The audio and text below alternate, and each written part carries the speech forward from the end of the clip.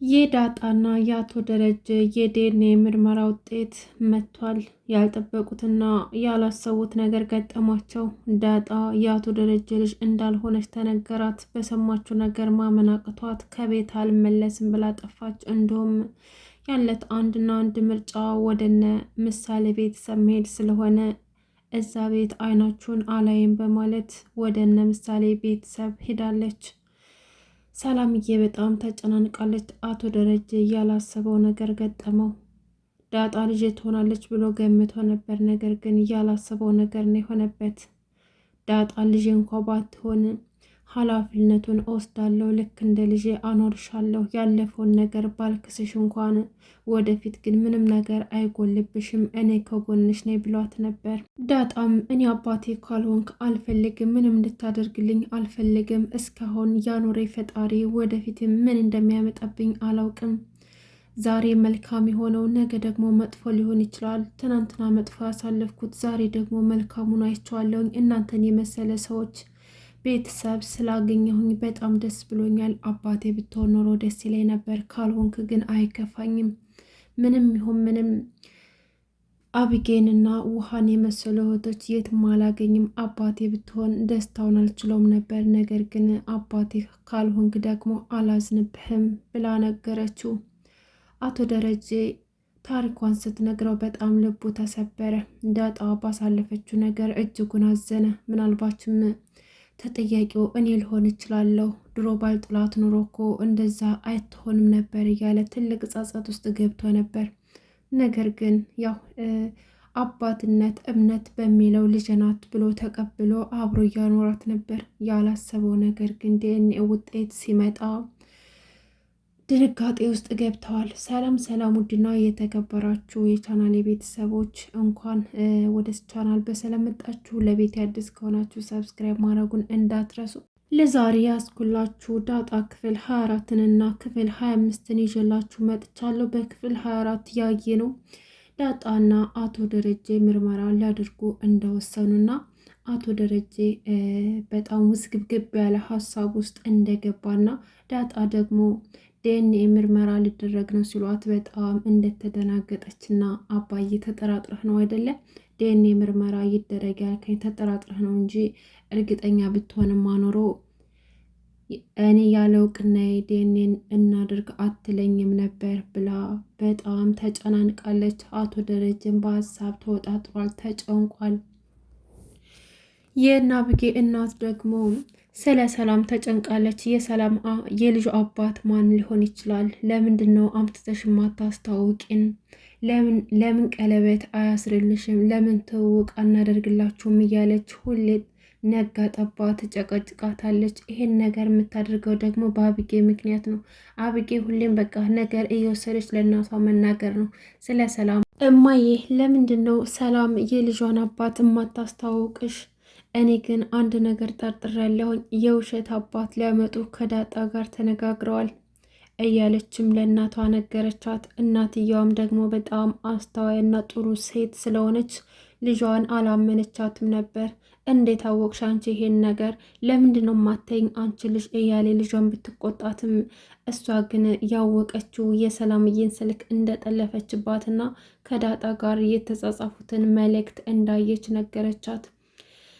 እንግዲህ እሷም አላመነቻትም፣ እንዲሁም ደግሞ ጥሩ ፊት አልሰጠቻትም። ውጭልኝ አንቺ ልታሳብጪ ነው እንደ ብላ ከክፍሏ አባረረቻት። ነገር ግን አሁን ላይ ያላት አማራጭ አቶ ደረጀን ይዛ ሰላምን ቁጭ አድርጋ ማናገር ነው። በጠዋት ተነሱና ሰላምዬን ጠርተዋት አናገሯት። ትንሽ ዝግጅት አድርገው የልጇን አባት አምጥታ እንድታስታውቃቸውና ቀለበት እንዳስርላት ነገረቻት። ሰላምዬም አልፈልግም፣ እኔ የልጅ አባት እንዳውቅ አልፈልግም፣ ደግሞ ካልፈለግኩ ደግሞ አልፈለግኩም ነው። ቆይ ስለምትጠራጠሩኝ አይደለ ሁሌ የምትጠይቁኝ? አብጌን በገባሽ በወጣሽ ቁጥር የልጅ አባት ማን ነው? እሱን ካላወቅኩኝ በሰላም መኖር አትችይም እያለች እየዛተችብኝ ነው። ስለዚህ አብጌ በምትነግርሽ ነገር እትዬ አንቺም ጠረጠርሽኝ አይደል አለቻት። አረ ሰላምዬ በስመ አብ በይ፣ እኔ እንደዛ አይደለም ቆይ ግን አንቺ ለምንድን ነው የልጅ አባት እንዲታወቅብሽ አልፈለግሽው? ለምንድን ነው በዚህ ልክ ያመረርሽው? ብላ ጠየቀቻት። ሰላምዬም እንግዲህ የልጇ አባት አቶ ደረጀ እንደሆነ መናገር አልፈለገችም። ምክንያቱም አቶ ደረጀም ስለዚህ ጉዳይ የሚያውቀው ነገር የለም። በሰከረበት አጋጣሚ ነበር አጋጣሚውን ተጠቅማ ያረገዘችው። ምክንያቱም ሰላምዬ ከበፊትም ልጇ ስለጠፋችባት የጠፋችው ልጅ ደግሞ የሁላችንም ግምት የሆነው ዳጣ ትሆናለች ብለን ግምቷለን። እናም አሁንም በድጋሚ እያረገዘችው ከአቶ ደረጀ ሁለተኛ ልጅ ነው። ስሟንም ምትኬ ብያታለሁኝ ብላ ለአቶ ደረጀ ነገረችው። አቶ ደረጀም ለምንድን ነው ግን እውነቱን የማትናገሪው? ለምንድን ነው የምትጠየቅሽን ነገር ሁሉ እማትነግሪያት? እያለም ሲጠይቃት ነበር። ከዛም በኋላ ምንም ሳትሰማቸው ስትቀር አቶ ደረጀ ተነስቶ ወደ ስራው ይሄዳል። ውሃ እንግዲህ ምንም የምታውቀው ታሪክ የላትም።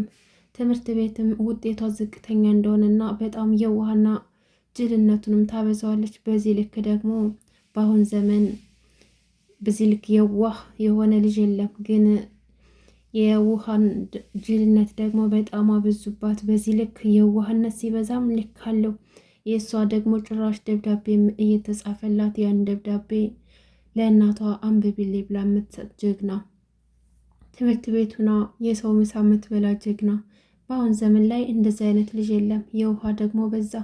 ዋናው ነገር ደግሞ ውሃና ዳጣ በጣም ይዋደዳሉ። አብጌ ግን በዳጣ ቅናት ቀጠል ስላለች ማንነቷን ብላ ለናታን ማንነቷን ቀይራለች። ጥሩ ሰው ሁኛለሁ ተቀይሬያለሁ በማለት ራሷን ለማስተካከል ትሞክራለች። ግን በፍጹም ዳጣን ልትሆን አትችልም። ናታን ዳጣን የሚወዳት አስተሳሰቧ በሳልና አርቆ አሳቢ ስለሆነች እንዲሁም ደግሞ ለሰዎች መልካም አሳቢ ስለሆነች ነው። ጥሩ ጸባይ ያላት መልኳም ብቻ ሳይሆን ጸባያም ከምንም በላይ ስለሆነ ነው የሚወዳት። አቢጌም ደግሞ ልክ እንደ ዳጣ ለመወደድ ብላ ማንነቷን ልትቀይር ትጋጋጣለች። ግን ደግሞ ከበፊትም የሌለ ባህሪ ከየት ይመጣል? ድንገት ቱግ እያለች ትጮኻለች። ዳጣና ናታን አብረው ቢሆኑ የሁላችንም ደስታ ነው። ነገር ግን ዳጣ በአሁኑ ሰዓት ላይ ምን ያክል ልቧ እንደሚሰበር ስናስበው በጣም ከባድ ነው። እንደ ተመልካች ናታን ዳጣን በጣም ይወዳታል። እንደ ጥያቄም ጠየቀችው።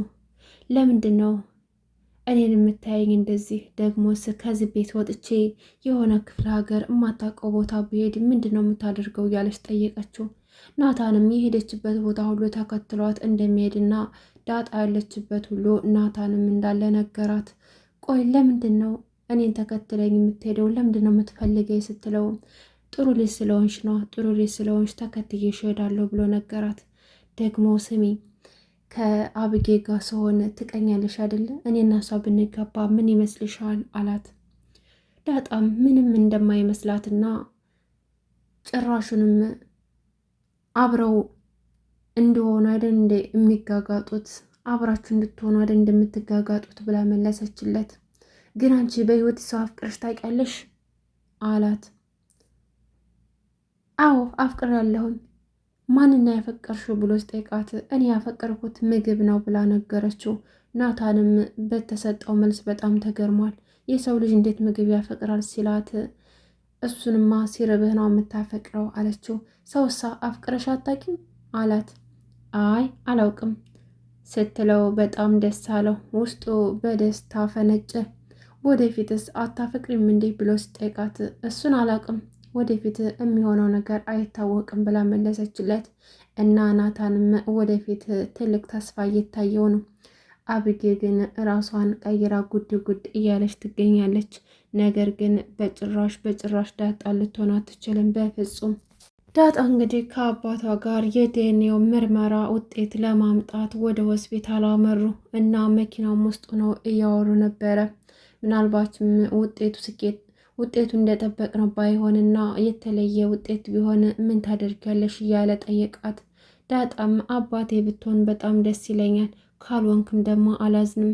ምናልባችም እኮ ሰዎች የተሳሳተ መረጃ ሰጥተውኝም ሊሆን ይችላል፣ ወይም ደግሞ መመሳሰል ሊሆን ይችላል። ቢሆን ደስ ይለኛል፣ ካልሆነም ደግሞ በጣም እሰበራለሁ። ደግሞ ብዙ የተሰበረ ሰው ነው ጠንካራ የሚሆነው እያለች ለአቶ ደረጀ ነገረችው። አቶ ደረጀ ዳጣ የምታወጣቸው እያንዳንዱ ቃላቶች ከአይምሮ በላይ ስለሆነበት እያሳለፍሽው ህይወት ናደን እንደዚህ ጠንካራ ያረገሽ እንደዚህ አስተዋይ ያረገሽ ብሎ ጠየቃት። ዳጣም አዎ ጎዳና ላይ ስትሆን እኮ ብዙ ነገር ትማራለህ፣ ክፉንም ደጉንም አይተ ነው የምታልፈውና እኔ ደግሞ ብዙ ነገር ተምሬያለሁ አለችው። ዳጣ እስኪ እንዳባት እዛ ከመድረሳችን በፊት አንድ ነገር ልጠይቅሽ በግልጽ ንገሪኝ ብሎ ጥያቄውን ያቀርባል። እስኪ በጎዳና ህይወትሽ የማትረሹና የምታስታውሹን ነገር አንድ ታሪክ ንገሪኝ ብሎ ጠየቃት። ዳጣም እንግዲህ እዛ ጎዳና ላይ ያለች የ7 ዓመት ልጅ እንደሆነች ያወቀችው ጥርሷን የነቀለችበት ቀን ነው። እናም እዛ ስትኖር አንድ ቀን በኃይለኛው ዝናብ መቶ አንድ የሆነ ሰውዬ መቶ ጃኬት እንደሰጣትና ምግብም ነው የምፈልገው እርቦኛል ብዬ ስነግረው እንደሌለው ነገረኝና ጃኬቱን አልብሶ ጥሎኝ ሄደ። ከዛም በኋላ በዛ እየተንቀሳቀስኩ ያለውኝ የሆነ በረንዳ ላይ አንድ ጥበቃ ነይዝህ ሁኚ ብሎ ጠራኝ። እኔም ሂጄ እዛ ተኛው። ከዛም በኋላ ትንሽ ቆይቶ አጠገቤ መቶ ተኛ እና ያልተገባ ነገር አደረገብኝ ብላ ነገረችው ለአቶ ደረጀ። እዚሽ ምድር ላይ መጥፎም ጥሩም ሰዎች አሉ። ጥሩ ብቻ ናቸው እንዳልል ያ መጥፎ ጥበቃ አለ። መጥፎ ብቻ ናቸው እንዳልል ያ በጃኬቱ ለእኔ ሰጥቶኝ ዝናብ እየዘነበበት ቶኝ ሄደው ሰው እያለ። ስለዚህ ይቻለም ተገለባባጭ ናት። ዛሬ ጥሩ ነገር አጋጥሞን ነገ ክፉ ነገር ያጋጥመናል እና ነገ ምን እንደሚያጋጥመን አናውቅም። ዛሬን ብቻ ደስተኛ ሆነን መኖር አለብን። እናም ትናንትና ዝቅተኛ ህይወት ነበር፣ ዛሬ ደግሞ ከፍ ብያለሁ፣ ነገ ደግሞ ዝቅ ልል እችላለሁ ብላ ለአባቷ ስትነግረው አባቷ ይቅርታ ልልሽም፣ ነገር ግን ባሳለፍሽው ነገር እጅጉን አዝኛለሁ። ወደፊት ግን ምንም አይነት ችግር አይገጥምሽም፣ እኔ እያለሁኝ ምንም ነገር አይጎድልብሽም እያለም ነገራት። ዳጣም አይ አባቴ ካልሆንክማ ከአንተ ምንም ነገር አልፈልግም። አንተ እኮ ለእኔ በጣም መልካም ሰው ነህ። በአንተ ምክንያት ደግሞ አብጌንና ውሃን ታውቂያለሁ። እነሱን በጣም ለምጃቸዋለሁ፣ እወዳቸዋለሁ። አባቴ ካልሆንክ ደግሞ እነሱን ልሰጠኝ አትችልም። ስለዚህ የሚመጣውን ነገር እንቀበላለን ብላ ከአቶ ደረጀ ጋር ወደ ሆስፒታል ገቡ። እናም ውጤቱም እንዳልተጠበቀ ሆኗል። አቶ ደረጀ ብቻቸውን ወደ ቤታቸው ተመልሰዋል። ሰላምዬ በጣም ተጨናንቃ ነበር እና አቶ ደረጀ ብቻውን ሲመጣ በጣም ደንግጣ ነበር። ምክንያቱም አብረው ሄደው ለምን ዳጣ ቀረች ብለው ተጨናንቀዋል። ዳጣ ግን ያልጠበቀችው ነገር ስለገጠማት ሽሽት ነው።